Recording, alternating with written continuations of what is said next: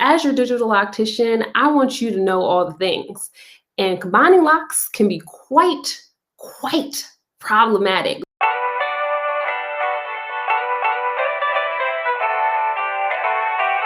That's why I titled this broadcast, Stop Combining Your Locks, because so many people do it. So many people are combining their locks. And it's oftentimes not what you want to be doing. We have acknowledged that a lot of people don't hear bad things about combining locks. In fact, a lot of people combine their locks because they want their locks to be thicker, or maybe they've had some thinning at the roots and they're just like, if I just combine them together, it'll be fine. It's gonna be great. This is gonna be just what I wanted in the beginning. And I am here to tell you that more often than not, that is not the case. With combining locks, there are several things that I want you to think about. The first is that there are different types of ways to combine locks. Like Wayne was asking, what are the options for combining locks? You could interlock your locks at the roots and put two locks together. You could just start retwisting a root together, and then you have the two-headed dragons, as they're called, which means you just have one root. Let me show you on the clear background. You have one root, and you have two kind of like ends split on the side like that. And then a lot of people, when they do that, they tend to put rubber bands on the end. You don't want to do that. Definitely don't want to do that. You could also just retwist and have one of the locks get cut off, and you have one now larger lock. And all of this and all of these different methods and ways that you're combining locks, you have to be very mindful. This is the prime place where part to lock ratio comes into play. If you've ever thought in your journey, hey, I want to combine my locks, or I want my locks to be a little larger. I just started, but I'm gonna wait till they get mature. With part to lock ratio, what you are aiming for is for the part or the roots of your lock to be able to support the length of your lock. So if your foundation of your lock is, let's say, if it's small, but your lock is down to your bra strap length, that foundation will not be able to support two locks because it's too small. So we have to be really mindful when we're trying to combine locks what the part to lock ratio looks like. And that's why when I said, if you are combining for your locks to be thicker, but they're thinning, that means your foundation or your part is not strong. It doesn't have enough to support the length of that one lock, let alone two that you're putting together. And so when people are trying to combine locks to correct thinning, they often cause more thinning. Does that make sense? Because your part to lock ratio is no longer balanced. So you have to be very mindful of that. And then the other thing that gets really messed up when people are combining locks is that they're trying to combine their locks because they want them, let's say, to be bigger, or they want to just change what the size is looking like. And so they'll put two locks together, and then they're like, but they're not looking like one lock. They just look like two locks put together. And they will have the question or the concern of when are these two locks that I twisted together, when are they going to become one? And if you started combining them at, let's say, 1 year in or 2 years in, when the locks have already fully budded and are mature, they're not going to grow together, at least along the shaft. the root can start growing together, because you guys have to remember that the ends of your hair are the oldest. And so this part of my lock has already budded. We're at the later part of the stages.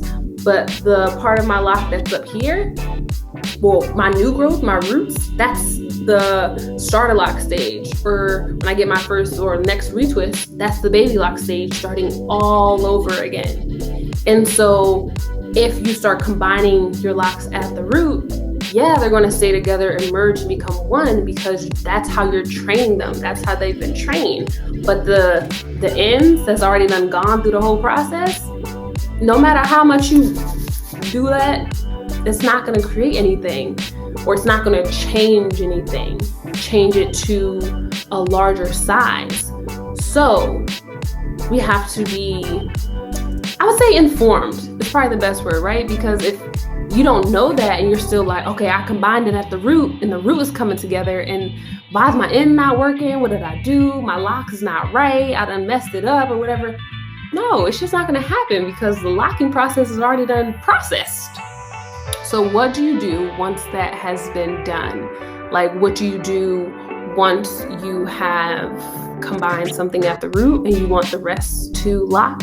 There are a few options you have. One of them involves a crochet hook.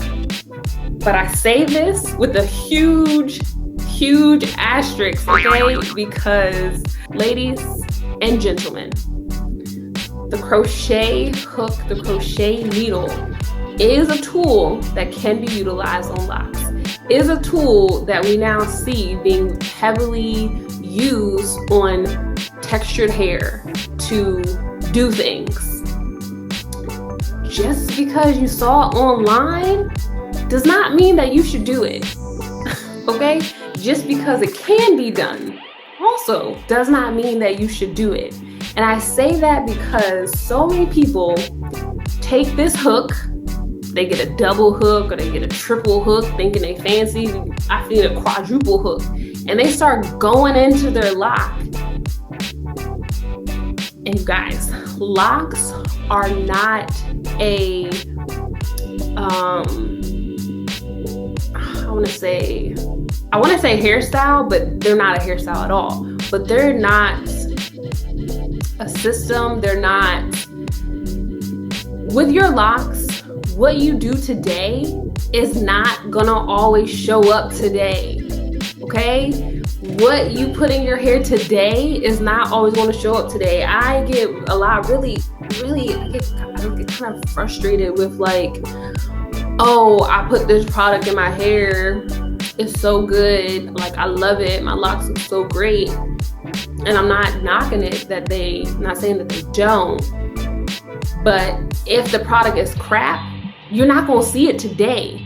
Let me know in 3 months when you try to wash your hair and try to get it out, or when that product has calcified in your locks and you now have like a mound of like white stuff sitting on top of your lock, and you look at it down the shaft and you're like, oh, something I did recently caused this. No, sis, you did that 3 months ago. You just didn't even know because you weren't aware. So please, crochet hooks, products,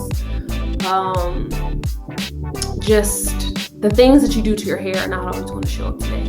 Okay, so this hook, I have somebody, my sis on Instagram is like, the crochet hook is the devil. I mean, it can be really problematic. So yes, it can work, but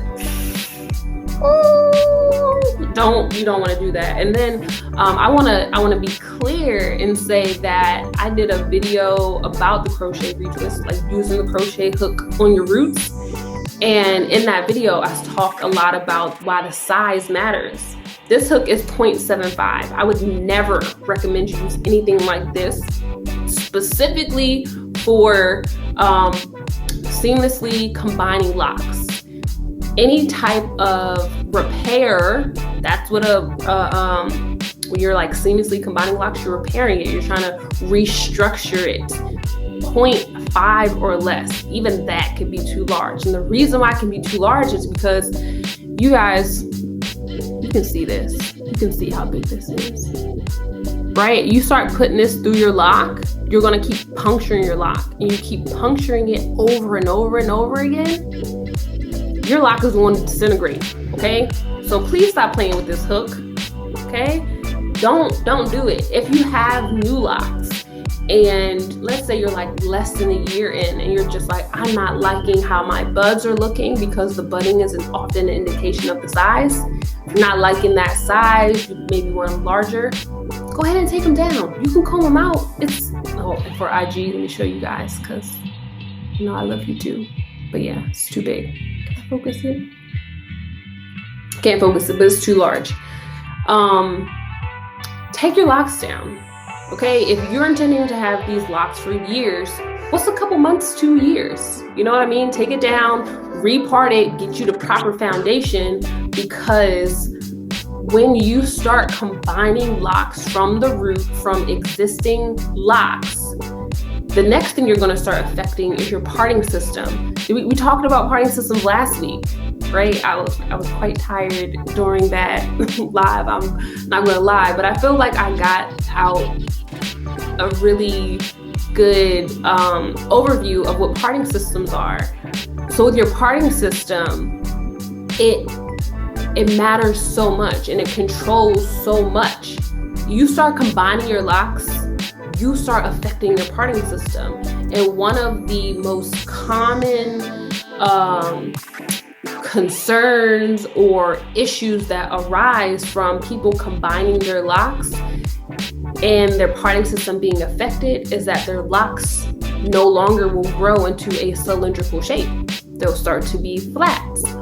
Or, like we were talking about last week, your parts are so large or so wide that it starts to create a lot of breakage and thinning in your locks, because you are now taking hair from, like, imagine if you're on YouTube, you're watching me right now, imagine this screen, the width or the size of this whole screen is like the base of your lock, and it's the shape of a rectangle, right? And me being in the center, let me try to get in the center. I'm like where your lock would lay if it was in ideal circumstances for being retwisted. All of the hair from this corner and all of the hair from this corner have to be over directed just to get to the middle, and then you're going to twist it and then clip it, or you're going to pull it together and then interlock it. It's too much tension all the time. And so what happens in these corners is the follicles legit, I won't say legit, but they are almost like stressed. And so they kind of like start to go in. So then your parts start to get wide, and then your lock is starting to thin, because now you then infected your part to lock ratio. Y'all see how it all comes together, the synergy, when you guys start combining your locks? Okay, so it can be done. There are, again, lots of ways to do it.